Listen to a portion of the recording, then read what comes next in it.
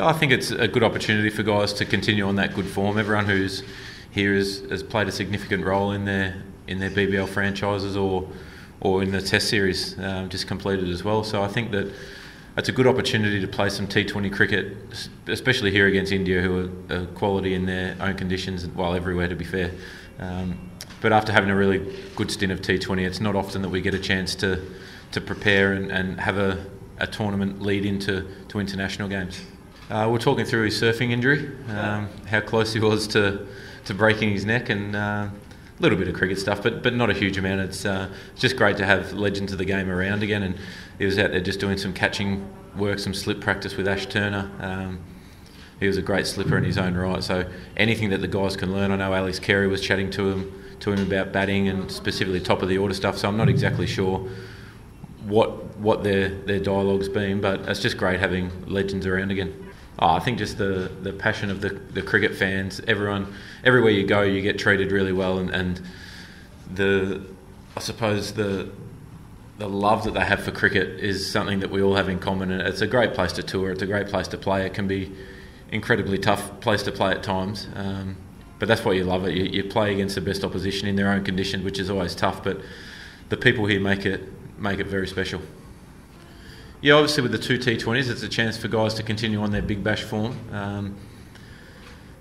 and test themselves against the best in the world in their own conditions. But in terms of the one-day stuff, I think it's a great opportunity for us to keep improving. I think in the series at home against India, we improved a lot from the series before, and there was some great progression made in where we want to be going over the next few months in particular. So it's a great opportunity for us to keep, I suppose, nailing down that pattern that we want to play and the style that we want to play leading into the World Cup. We've still got 10 internationals plus five other practice warm-up games before that first World Cup game. So there's still a fair bit of cricket to go, and as long as we keep tracking in the right direction and give India a really good fight and win this series, it'll be what it's all about.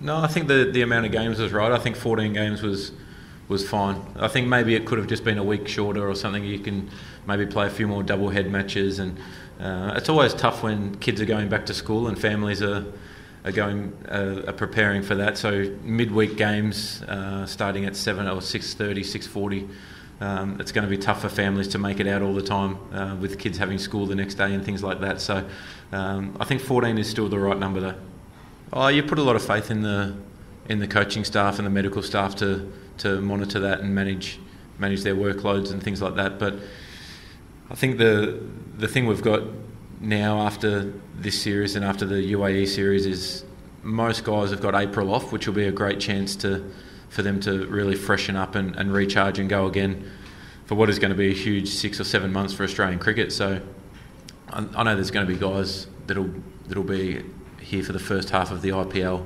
and then be home by the start of May.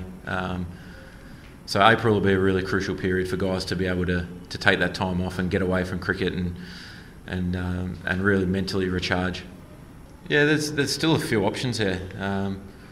Again, in the one-day side, Darcy's here for the first couple as cover for Sean. He's been exceptional when he's opened the batting, been obviously prolific in the middle order as well.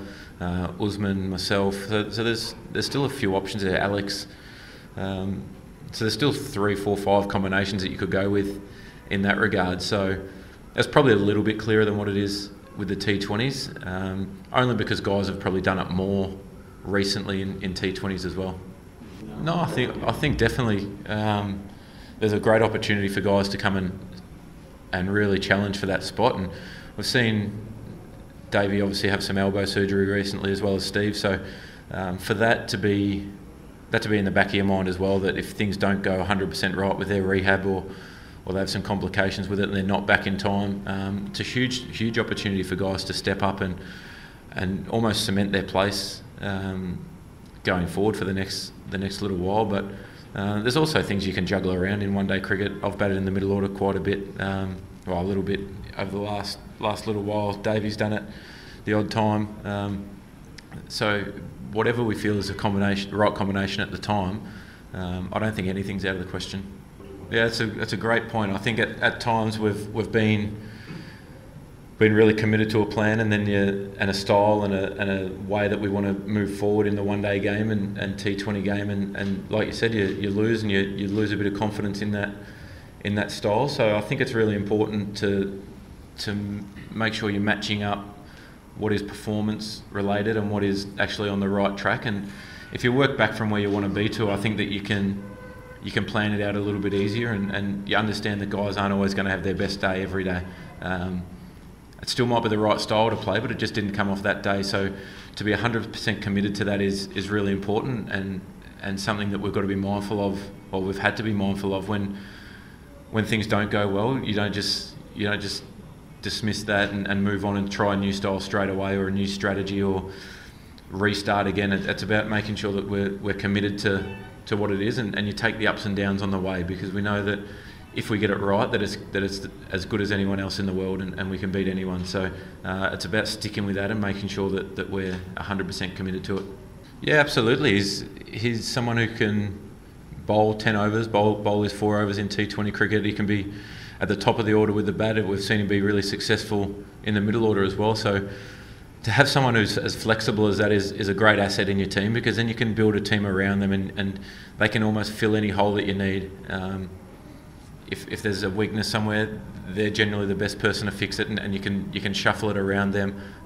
With the ball, they provide so much of a chop out for other guys that if it's not someone's day, then they're filling that void and still bowling their overs in their own right. So having an all-rounder like Marcus in your side is so crucial, and you've seen with India, when Hardik Pandya is fit, it makes the balance of the team so much better. Ben Stokes for England. It's just a huge asset to have a really quality all-rounder who bats and bowls equally as good, and can fill a lot of different roles. Don't forget to like, share, subscribe, and leave your comments in the comment section below. Click on the bell icon for notifications.